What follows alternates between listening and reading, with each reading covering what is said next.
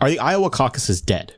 So it feels like every 4 years we get a series of memes drilled into our head. Whoever the governor of Iowa is, the term the full Grassley, Bob Vanderplatz. There are these things that suddenly all the very smart people, title case, know about. It seems like none of it mattered. Everyone, Trump flew into Iowa 4 times maybe and sweeped. Do you think that retail politics and specifically the Iowa caucuses are dying as a concept, as a meaningful function in American politics where they elevate otherwise unknown candidates or can be a proving ground for challengers? What do you think about that? If I were to give any credence to what you just said, I would say it's nothing specifically about Iowa, which is it's the larger question of, does literally anything matter besides Twitter X, right? There's I'm trying to figure that out running a magazine, right? And so I think that it's why it's due respect to our colleague here who lives in West Virginia. The question is whether or not is it just all a LARP? It's just everybody's living the same thing with Amazon and Twitter, and so I think that's kind of what you're getting at. I don't know. That's kind of the question of the era. To the question of Iowa specifically, Iowa's great. It's awesome. It has the butter cow, negative 180 degrees. Inscrutably complicated electoral process, comically old population, comically white population. There's great characters. There's the Vanderplatz person who comes up every 4 years. No, it rocks, and I think it's here to stay. And I think the Democrats made a mistake, rejiggering their calendar in this gangster fashion. And I'm against pretty much all technocratic reforms. So I don't like the ranked choice voting that much. I don't want to see national primary days. I want to see I want grinded out. You want fragmented particularism. Yeah, sure, it's fine. You got to have content to feed the machine. It's totally fine. It's fine. And and also I'm not even sure it really matters.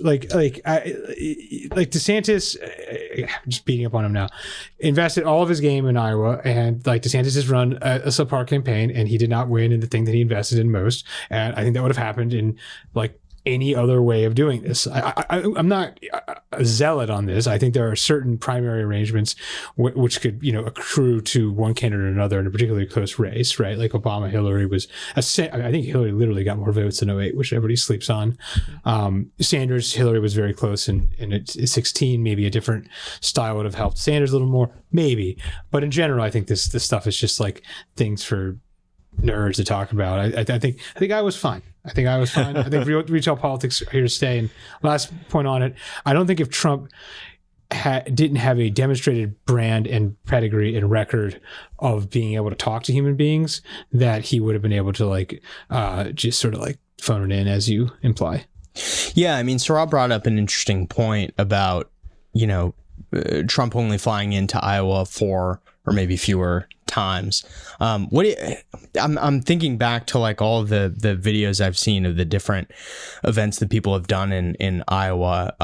Particularly Nikki Haley does a lot of these more intimate, style affairs versus the Trump rock concert, type experience where everybody's screaming and they're so excited. What do you think? This is kind of an off the wall question, but what do you think about the different way that he does political events versus the way that other candidates have done them in the past? Yeah, didn't McKay Coppins just say that everyone should go to a Trump rally? Yeah, I mean, he did say that. I think the rock concert characterization is absolutely right for Trump. Although, I would say it's not they're super. Trump can only do a rock concert at this point because these things are overflow crowds, and Haley can only do these intimate events, as you termed it, because she can't fill a massive stadium in Iowa, I don't think. And additionally, her model is obviously more donor driven, and so it kind of makes sense to do these sort of small salons, for lack of a better description. I don't know. The Trump rallies have always been a thing. I remember there was this. It was this rally in Iowa in 16, where I think this time like 4 years ago. I think Iowa was later in 16, and so it was still going on the campaign. And there was like some guy who like came into a Cruz rally and just started screaming at Cruz. Ted Cruz looks weird. He looks weird, folks. He looks weird. It's very strange. Why is no one talking about it? And then the guy proceeded to swiftly vomit in a trash can. and Cruz like made some like sort of like joke like, oh, I guess they let the bars out a little early, you know, and like, you know, like the guys like clearly had been to more than a bar, I would say. But you know, if he had done that at Trump's rally, I especially in 16, I think he might have gotten like killed versus like the Cruz rally, like was like, oh, a little weird, you know. I mean, Rand Paul's rallies that they always had this, maybe he could have gotten roughed up, but like the Trump rallies, you know, always do have this Hell's Angels backdrop to it, and America loves rock stars. It's a frontier country. Yeah. Do you think that anything that any of the candidates did this cycle would have resulted in a different result? I mean, DeSantis is going to murder me. Yeah, I think you got to run a better campaign. I mean, perhaps this would have always accrued to Trump, but I think he clearly, you know, the sort of DeSantis HQ line. I feel like is always that like Trump is somehow like not Republican enough, and like DeSantis is like Mr. Republican. This is like a strange, weird subtext on it.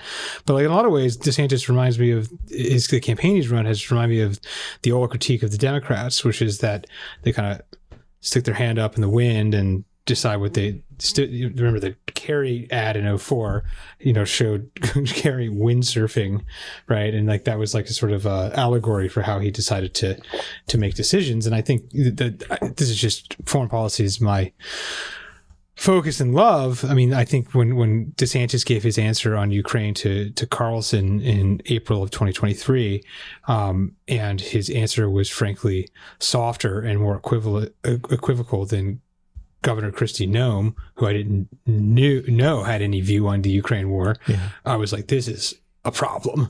And, you know, maybe voters don't think about the Ukraine error quite as ideologically as I do, but I think they could smell that answer wasn't genuine in the slightest. I think we both have violated the first rule of Fight Club. Yeah, do you ever wear a tie? West Coast, is it truly best coast? I think if she wants the nomination in 28, she is going to be the nominee. First time you were on the show, you predicted the economy was going to crash. What is the up-to-date, hot off the presses 2024 doomsday prediction from one Curt Mills? Bengali Uber driver in like late October 2020. And I'm not going to do a Bengali accent. But people are really underrating that he's going to be on the ticket in 24, in my view. I think he's a definite dark horse. You think Gavin Newsom is overrated? The most We're overrated way person? over our 10 minutes. He is far and away the most overrated Republican in national life. To wrap up, we're trying something new for season 4. We're going to be doing a segment of this show that is just for our paid subscribers on YouTube. If you'd like to join up, you can be either a truther or a statesman. These are the two levels. Go to YouTube. You can see we spend a lot of money on like putting 4K cameras up and editing it all together and everything. So we're trying to steer some traffic to the YouTube show and reward our power listeners. And so during these segments, we're going to be talking about interesting personal anecdotes, getting people to predict the doom of the world, that kind of thing. And so Curt and I are both afflicted with a particular disease of the horological variety. We like watches, so we're going to talk about that and a manner of other things. I'm going to ask him why he thinks the world will end or how it will, kind of like he predicted the economy was going to crash last time, and then it did. So go to YouTube and join as a truther or statesman. But Curt, you and I, by sheer volume, we end up discussing watches more than any other.